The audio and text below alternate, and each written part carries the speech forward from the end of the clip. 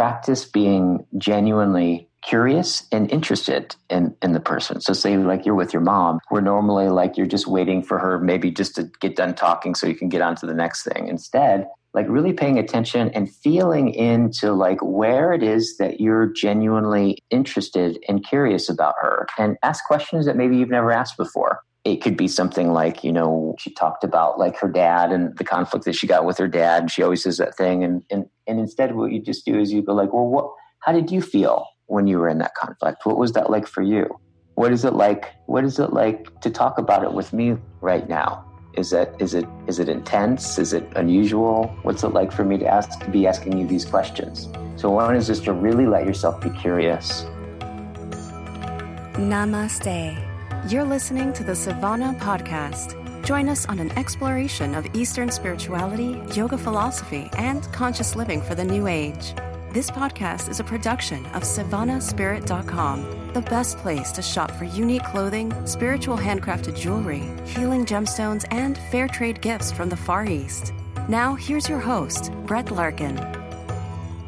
Hello, Savannah family. Welcome back to the Savannah Podcast. As always, we have a fascinating conversation in store for you today. Before we dive in, I just want to thank all of you for your ratings and reviews here on iTunes. And remember, you can hang out in our private Facebook group, savannaeast.com/group. Now, most of us meditate and do yoga so that we can be more present, right, in our daily lives and more authentic in our relationships. However, if you're like me, you probably meditate alone, and it's somewhat of a siloed experience. You're by yourself. Despite our best efforts, I think it can be challenging to stay present with our family and friends, and even present to how we're feeling ourselves as we move through daily life once we move off the mat. In today's episode with expert Guy Sengstock, we are going to learn about a technique called circling. This is a new technique to me, and circling is a way to practice being in the present moment with other people through group work. So much like actors looking to sharpen their skills might go to an improv workshop, those of us looking to relate more authentically to ourselves and others and really commit to being in the present moment with ourselves and others can take part in these circling workshops. Now, this interview gets especially juicy at the end when Guy shares with us how we can reframe how we listen to our family members, face our fear around intimacy, and gives us questions we can ask to communicate effectively in the present moment. Guy is the founder and creator of the modality of circling. He's been facilitating transformation for individuals, groups, and corporations internationally for more than 20 years. Guy, thank you so much for being with us today. Correct me if I say anything terribly wrong, but circling is, first of all, for people listening, it's like a class that you go to. Guy, correct me if I say anything terribly wrong, but you go and it's a group activity, first of all, right? So it's I come and you're there and other people are there. And then we do partner work or group work. What happens from there? Do I bring my yoga mat? Do I leave it at home? Totally. There's a lot of different ways that it could look, but essentially, if you think about it, it's, we have evenings that you come to, right? That are like 3 hours long. We have weekends intensives that are like 9 a.m. to 9 p.m. And we have 5-day retreats. So you're very much like a yoga class, yoga classes, and you can also do yoga retreats. And you could say that there's kind of warm-up exercises that we often do, which have to do with where you line up, it could be things like where you face another person and you say a sentence stem over and over again, or a pair of sentence stems that you say back and forth, that you could say isolate a particular way of relating or a particular kind of listening, and as you practice it. And then usually after that warm up, then we go into the actual circling practice. And that could look like a couple different ways. It's where it usually will break up into pods between, 3 and 7 people. And the most common way is where everyone puts their attention on one person, and there's a leader, and the leader just, you could say, kind of directs traffic and helps everyone kind of stay in the practices that we set up. And there's also more of an organic form of circling where we get together as a group and we just follow what's most alive in the room. And that can, vary wherever the attention goes. It could be on just one person for a long period of time, or it could be on a particular relationship that's happening in the room, or a whole series of things. So the goal here, I'm imagining, is personal growth, self-realization, all of that kind of thing. And it's almost like you're playing these, I think games maybe sounds trivial, but again, I'm just trying to make sure that people at home can visualize what this is. It's sort of like you're play acting or relating, I guess, in doing group work around different concepts. So you mentioned something about a leader. So say we break into a group of 4. Who's the leader? How do we decide? Do they self-appoint or are they voted in? Well, usually the leaders are people who have been trained. Okay, so the leader is the facilitator, someone maybe like you. Yeah, you bet. And the facilitator, we do a year-long program where people, train for 11 weekends in the course of a year. So it's pretty intensive. And what'll happen is somebody will volunteer to be circled, and the leader will just have everyone take a deep breath. And it's really not so much play acting. It's more like the person just brings their whole life to bear in front of everybody, and everyone just gets present to their experience of that person and being with that person. Now, the thing about it is that most of the time, I would say that most conversations that people have are really, it's like you and I get together and we talk about something, and we usually have a topic that we talk about. Circling, it's not that we don't have a topic. We often do, but the thing that it's grounded in is the present moment experience of being with that person. And it's really fascinating about how you could say alive that space is when you drop the topic of the conversation and you just say something like, being with you right now, I'm noticing I feel a little bit distant from you, and I feel afraid to tell you this, but really I just want to feel close with you and I don't know how. Right. In that moment, you could say that the present moment opens up, and whatever's most real for that person, that's kind of the goal. You could say is revealing more and more of what it's like to be with that person. And the other person may say, God, I'm so glad you said that, because I just totally felt like I was just running on and on like I normally do. And I actually feel quite relieved that you shared that, or that you said that. It sounds like, and I know as a yoga practitioner and teacher, and so many listeners of the show practice yoga and meditation, we're always talking about how can we be more present in our daily life, and how can we shift conversations to a place of vulnerability and authenticity. However, what you're describing, as I'm understanding more about what circling is it's like your opportunity to practice that with other people. Because, am I understanding right? Because I know even for me, I think with our parents and our loved ones, it should be that they're the easiest people that we should be able to feel deeply present and vulnerable and have difficult conversations with. But a lot of the time, that's not the case, because there's a lot of charge there or past history there. And people go to therapy and people hire a coach and they do all these different types of things. But I think what you're saying is like one of the simplest things we can do that's really profound is just practice this way of being present and authentically relating with other people. It's like a trial run, a practice. Absolutely. Mm-hmm. Absolutely. It's just like when you do yoga, right?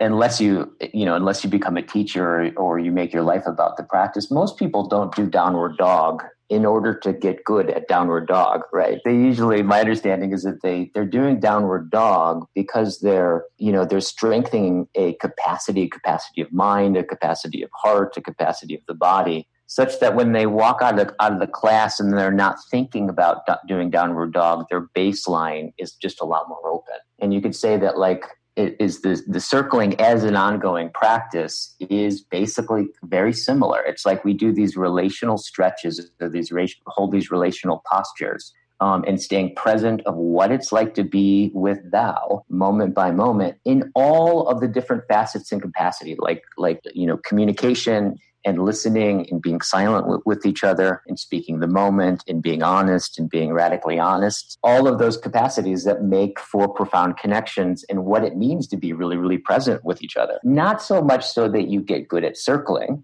but so that when you walk outside and you're with your family, or you're with the checker guy at Kmart, right? When you're not thinking about it, you're naturally more relationally available and more relationally open without having to be thinking about whether or not you're circling or not. That's really the practice. And that's what really makes it unique from things like my understanding of like what, therapy and a lot of different things that can look very similar. The intention is really different. And I have to say that circling has been organic from the beginning. Like my friend Jerry Candelaria and I spontaneously started to relate like this with a group of friends of ours. One time at Burning Man about 20 years ago, we weren't having any intention to create some movement that ended up being to go all around the world. It was more like we discovered a way of connecting with each other that really caught our attention, and we kept paying attention to it. And the practice of circling has literally just unfolded. And so I tell you what, I was at the very first circle that ever happened, right? And it took us a while to really start to understand that it was a relational practice and what it was really about. And I'm still finding that out. I like that you mentioned therapy, because I think for a lot of listeners, or I know for me personally, that's sort of one of the first places that people go when they think, oh, I need help, or oh, I'm having trouble in a relationship, or oh, I'm having a hard time being present with maybe some difficult feelings or things like that. But therapy is very much like I don't want to say it's like you're isolating yourself because you're working with a therapist, but it's very much a one-on-one. So can you talk a little bit about how therapy works and the benefits you see there, and how that's different, or why someone listening might want to consider trying something like this instead, especially if they're skeptical? Totally. Or scared to hang out with a bunch of people they potentially don't know. And correct me if I'm wrong, most people who are coming to these circling events, they don't know each other before. That's most of the time, or they do. Yeah. Okay. Yeah. Oftentimes, I mean, there's a community around it, and people, there are really deep communities that form around circling. In fact, some of the deepest communities I've ever experienced have been formed through circling, which kind of points to what it is, which is a relational practice. But yeah, there's like a lot of times, people show up and they don't know each other, and they end up having some of the deepest relational experiences that they've ever had in their entire life, right? With somebody that they just met, the day before, or that earlier that morning. And I would say, first of all, I want to say that, like, I really have a lot of deep respect for therapy. I mean, I know lots of therapists. I've been in therapy. I've gotten a ton out of therapy, reading therapists and trying to understand and make sense of what I'm seeing in circles, like, reading Carl Rogers and Freud and Jung. All of that stuff has been deeply informative to me about making sense of what I'm seeing. So I just want to say, I want to just give tribute to therapy, and I don't think that circling is a replacement for therapy by any stretch of the imagination. And I would say that to point is my understanding is most of the time with therapy or therapy groups is that basically I'm in therapy because there's something that I'm having a problem with, and I'm there to relieve the problem or to fix the problem or to transform the problem. And circling has a much different premise. Circling is that it's really not about solving problems. It's not even about transforming. It's really, you could say that at basis, right, at the founding very ground of the practice is simply this: we're going to get together, and the practice is to be with what is. And as I like to put, right, being the artist poet that I am, I like to always say that it's we're all going to dwell in the question: how profoundly can we be with what is? Now, that's really simple, and it sounds really simple, but oftentimes simple is another word for very difficult, right? So one of the first things that you find out is that you start to be with what is, with somebody, and somebody, what may be there is there may be pain, or there may be difficulty, or there's something that I start feeling irritated with you, and then I'll want to start to fix or solve your problem, or I'll start to tell you what I think in order to kind of prove a point or to be right about something. And as people start to really practice being with what is, the first thing that they usually find out is they're really no good at being with what is, because usually most of the time we don't relate to each other as real as I like to say as I thou. We more have a relationship with each other and relate to each other as I its. And just to give a little perspective on that, the Jewish philosopher Martin Buber talked about this. He said that to be a human being, existentially speaking, is to be a relationship. And he said that we're in one of two relationships. We're either in an I-it relationship or an I-thou relationship. And he says that like when you relate to something as an it, right? It's basically I relate to you or it as a means to my own end. So for example, I relate to the chair as a means to my own end of sitting, or I relate to the coffee cup as a means to my own end of drinking. But I can also relate to other people as means to my own end. I can relate to you as a means to my own end of, having status. I can relate to you as a means to my own end of seeking approval. Now, what Buber would say that a much profounder and authentic connection is when we have the much rarer experience of relating to someone as a thou. And when you relate to a thou, I'm not relating to you as a means to my own end, but I'm relating to you as an end in yourself. And that is very, very, very difficult. Like a lot of people find to actually just be with thou as you are and to be curious about what's so for you without looking to you as a problem to be solved or in some way looking for you to see me or approve of me, but actually to be with you and discover who you are moment by moment by moment. And what's, the paradox of that is that what that takes to see you as a thou is on some level, I have to relate to myself as a thou and just to co-explore about finding out what it's like to be with each other. And that's where when you go into those spaces, it's really interesting because you end up in conversations and having experiences with people that you could have never ever predicted. And that's the paradox, because although we have no intention to transform or to improve or something like that, when you just start to relate like that, all kinds of things end up happening that end up being really deeply therapeutic and transformative for people, just on its own. What I was thinking of when you were sharing this is that, yes, exactly. So many of us can't even have that level of presence for ourselves, just to accept ourselves, let alone relate to someone else that way. And does the circling practice help someone?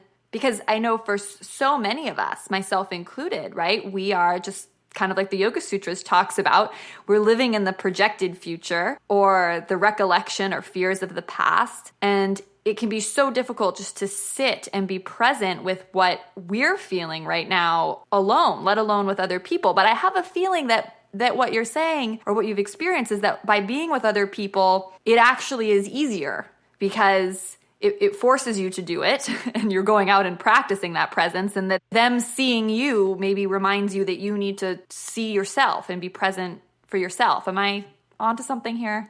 Yeah, absolutely. And I think this is really difficult to see. And I think why it's so difficult to see how deeply relational human beings are all the way down is because we have this tendency to conceptualize ourselves as kind of sole proprietorships, as kind of things amongst other things in the world. But it's interesting. If you think about it, let's just say that, you have a baby and you put it on an island, and let's just say that the baby could survive and grow up, but it grows up alone, and you come back 30 years later, and let's just say that it knew how to talk intrinsically or something, and you ask it, what it's like being them. And they'll say, well, who's a them? Right? Like you wouldn't really know who you are or what you were, because we only find out who we are in relationship with other people. And in a much even more kind of a deeper way of putting it, you could say that when we grow up, all of us, right, grew up in a field of attention of our parents, and the way that we were paid attention to is like moment by moment was constantly informing us and pointing out and shaping who we were moment by moment. Every conversation, every way that we were attuned to or weren't attuned to was constantly like informing us who we were to ourselves. And So we're just like, there is no such thing as a human being without other human beings in relationship. So to really come into contact with my, like, who I am, this kind of notion that like I can kind of just, that I can kind of go off on my own and introspect myself into understanding who I am. Although I think that there's something to that. I don't want to diminish that process at all. However, there are things that are true for me that are so close and so near to me that I just simply can't see. It's more like I see with those things rather than see them. And there's something about circling that when you have a group of people or you're in that space where you're just being present with what it's like to be with that person, where like people have attitudes and make assumptions about reality that they are not aware of that they're making, and that registers as a kind of dissonance or tension or irritation that comes up in other people, that circling has like permission for you to say that. And that kind of sharing with each other makes available insights about ourselves that I swear to God, I don't know how else you would ever like find out about those things. Martin Heidegger would put it like this. He says that, what the greatest mystery to human beings isn't what's beyond the horizon. Rather, it's what's most near. So it's like for us, it's like, what is that phrase?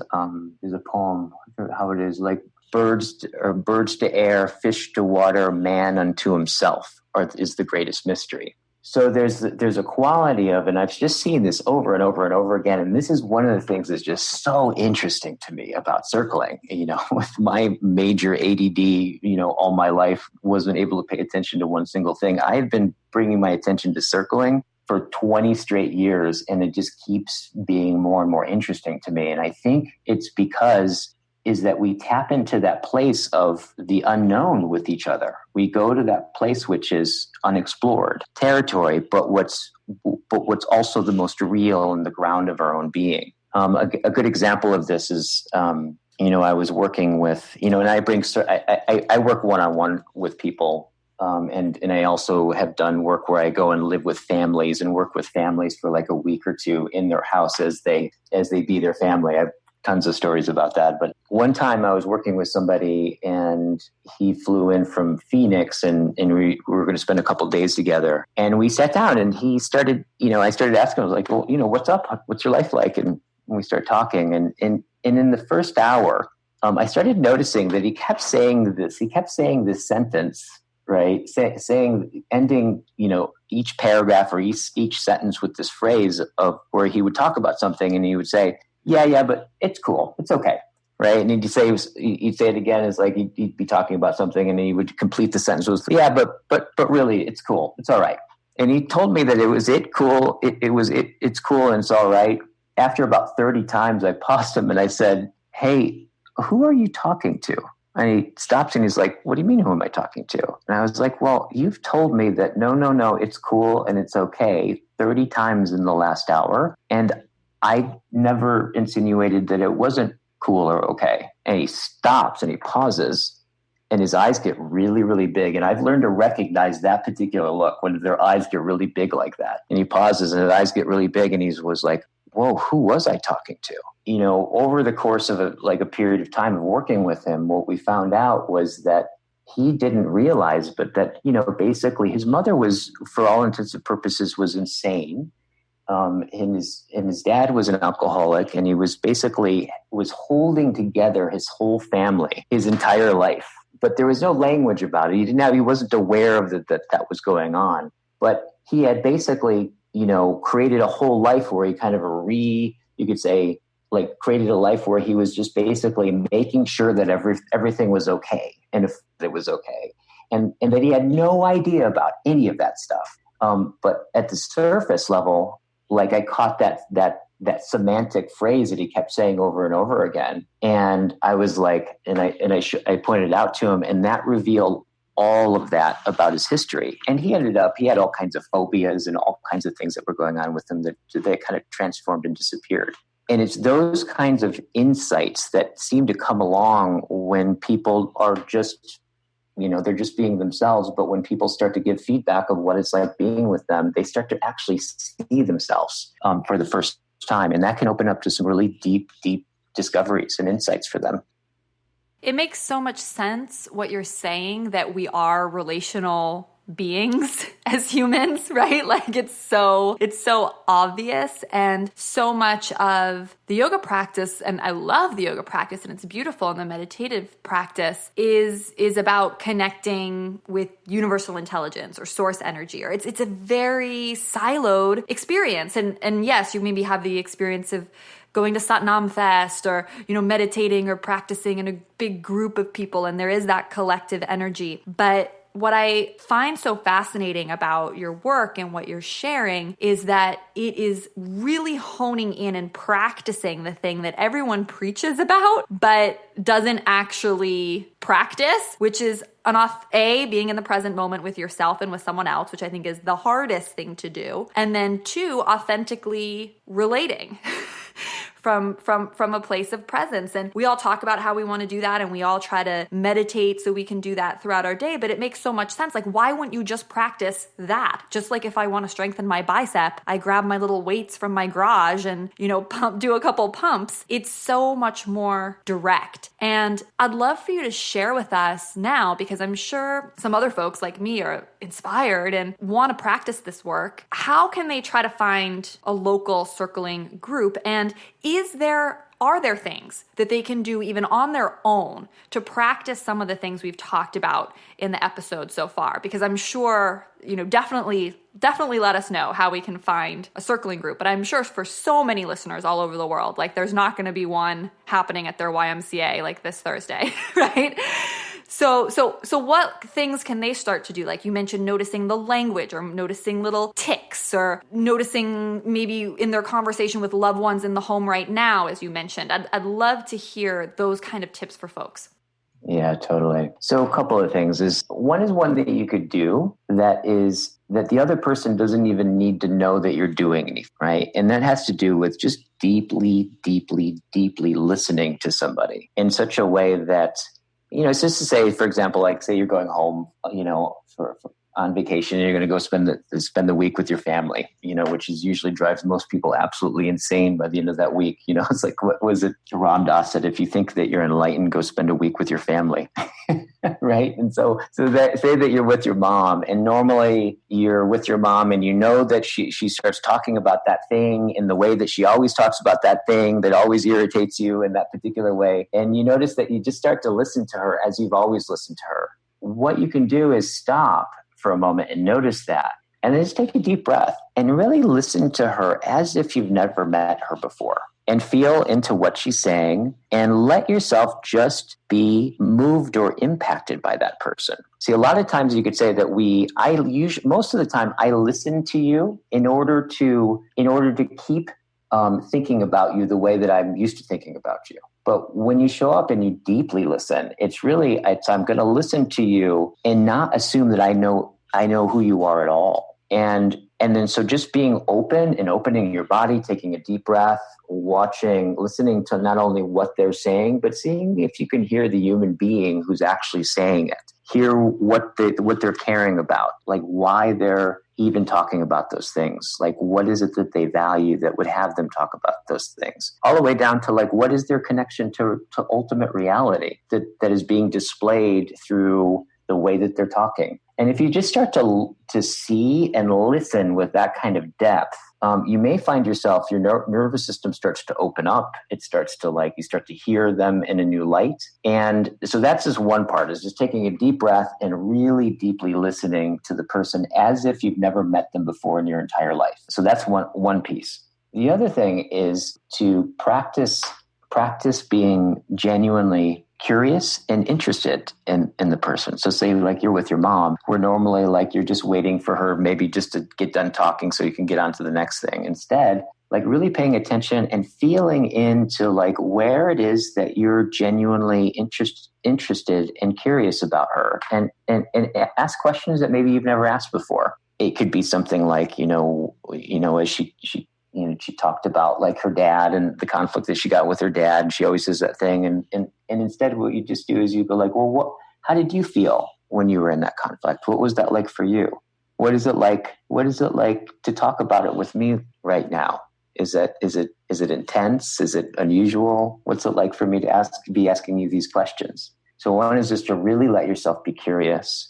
And I would say that the other one is, and this one is probably, I would say, is a little bit more, if you want to bring aliveness into the conversation, is what I like to call, which is speaking the moment, where when you're talking with somebody, and you're having a conversation, is at a certain point, just stop and presence what's happening for you being with them right now. So like an example of this is when we do this in circling, that one of the warm-up exercises is to just simply notice what you're noticing and speak what you're noticing as it's happening to that person. It would be something like this: being with you, I'm noticing, I'm feeling like a tension in my shoulders, and I'm afraid of what you're thinking about me right now. And then the other person says, well, hearing that right now, I'm noticing a relief in hearing you say that. Now you can bring that into any, you can do it artfully and you can go as deep as you want, but you could just bringing anything about the present moment in relationship with that person in a descriptive way and just revealing yourself. So it could just be like, yeah, I love what you're saying right now. I just feel so interested and curious about you, and I just feel totally excited. And I'm so happy to be talking with you right now. It could just be something that just brings the present moment of the actual experience that we're happening together and the impact on you in revealing that. And usually people generally don't know necessarily how to handle that. So you gotta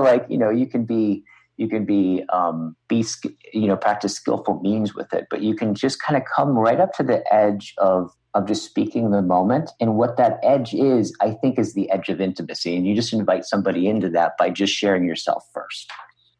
What if you feel fear? What do you tell people to do if they feel fear? Like, I want to say something like that to you or to my mother, but I'm scared.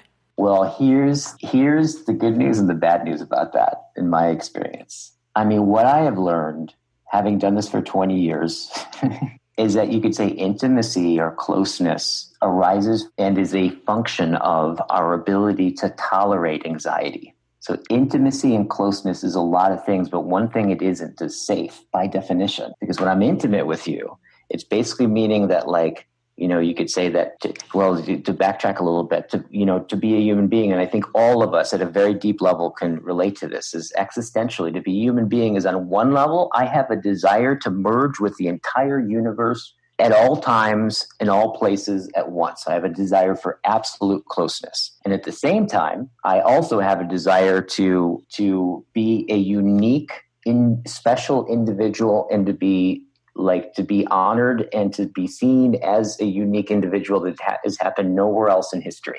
And both of those things are happening at the same time. So when I want to get close to somebody, it's usually it puts us right at the heart of that paradox. And it's usually, to be closer means that, wow, if I want to be close with you, it means I need to really be myself with you, which means I need to share myself. But if I share myself, I'm afraid that you'll reject me or you'll feel hurt, and then I'll lose being connected with you. And that right there, that dilemma of that seeming kind of double bind is that experience of anxiety. And I don't think that there's any way around it. It's simply that is the medium of intimacy, is the ability to tolerate that anxiety and to move toward you as I'm feeling it. And I have to say that getting that insight has been so profound for me, because I realized that I'm so glad you asked this question, because I think this is really at the heart of circling. And I think this is what people are leaning into. I realized before understanding this, that it was like I was sitting, in terms of intimacy, I was trying to figure out how to not be scared so that I can then be close with people. And that's like asking, I've come to find out that that's like asking, how do I jump in the water without getting wet?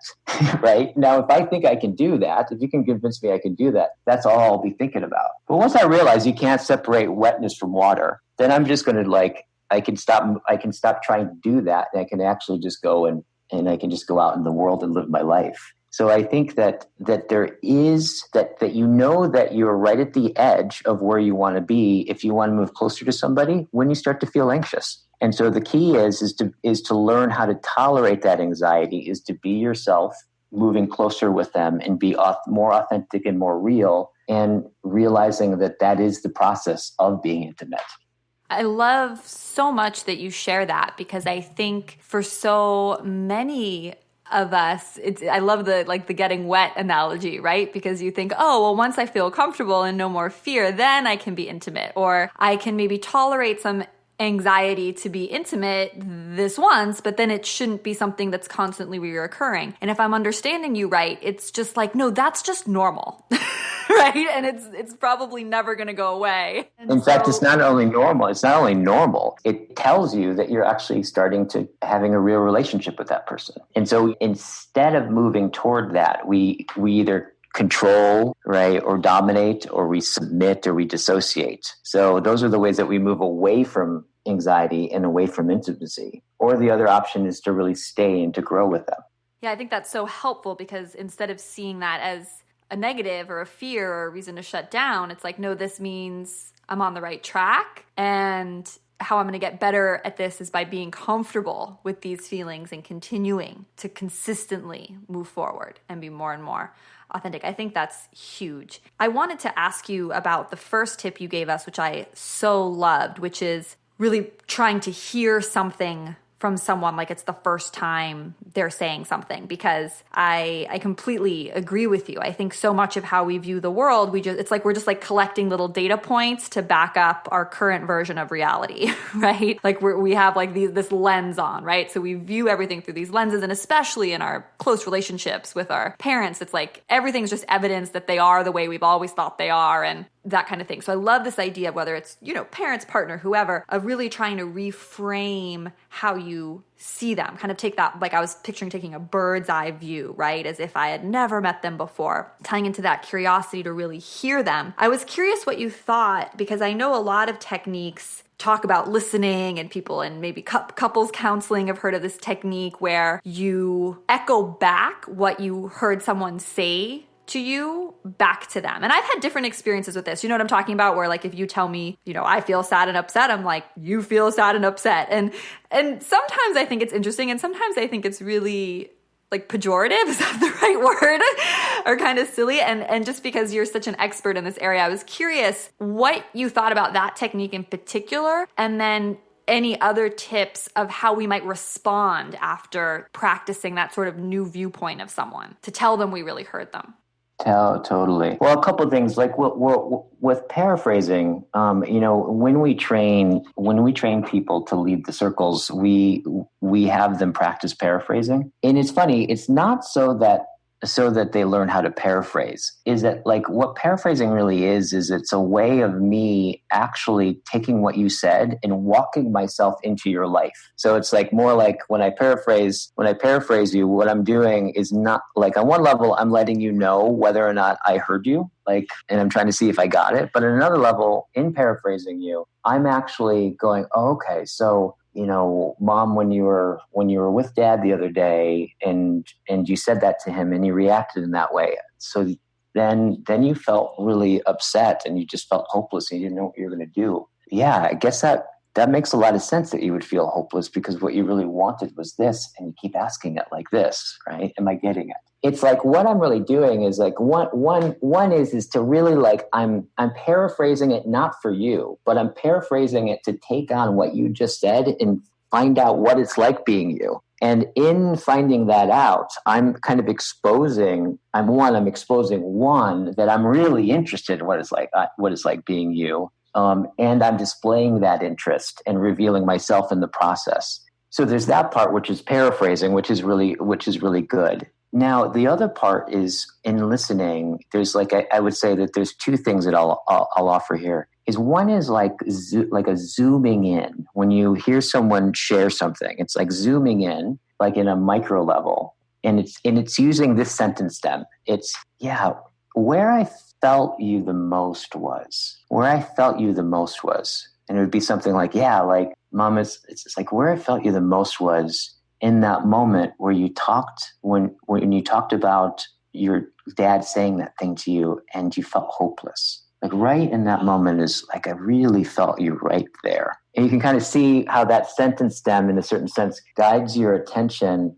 and shows your investment in being with that person in that moment in a precise way. So that's like zooming in. And then there's the other part of listening, which is like what I'm getting about you is. And what I like to say oftentimes is to create contrast. And it's something like, yeah, my when you first started talking, I was thinking this about you. But now what I'm getting about you is actually like you're not hopeless. You actually, what I'm getting about you is you profoundly care.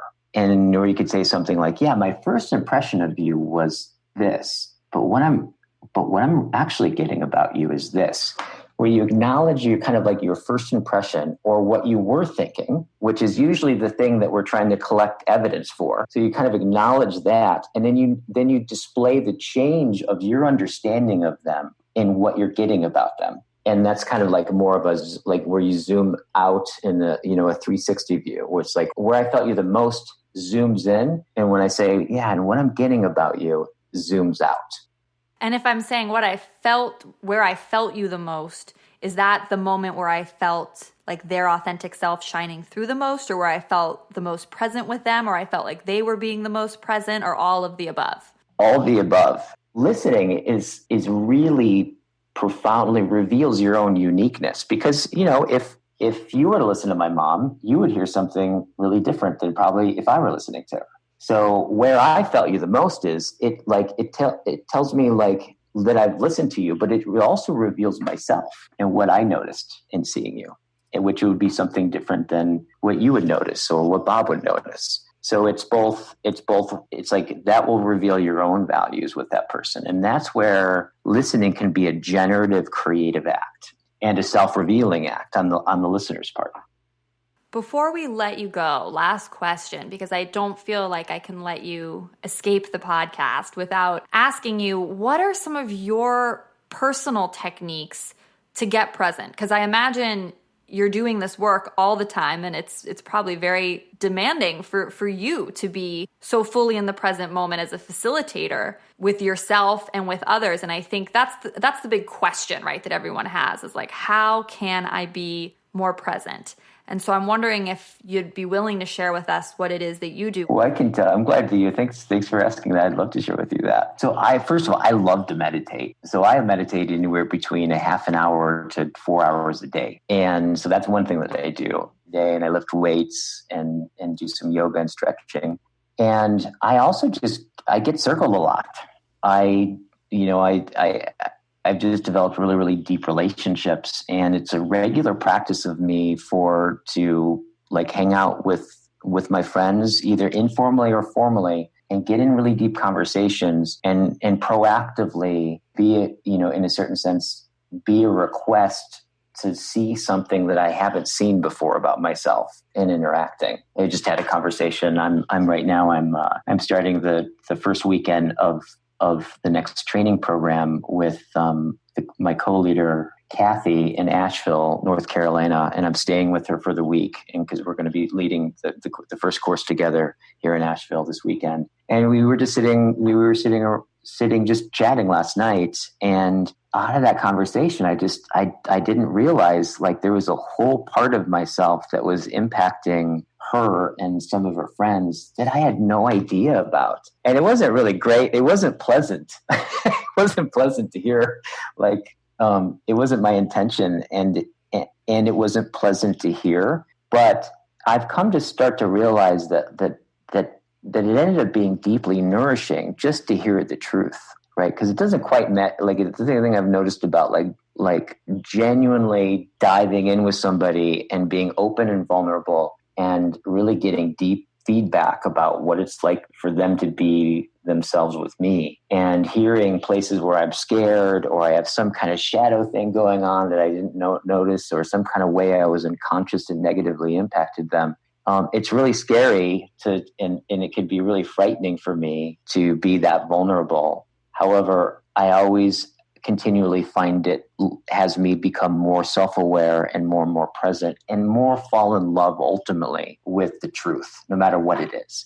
That the truth is always nutritious, independent of what the truth is. The truth itself, I have continually find to be something that is deepening and reveals more of the ground of my own being. And so having like just genuine conversations ongoingly like that in my life has just been I just constantly am surprised at who I am.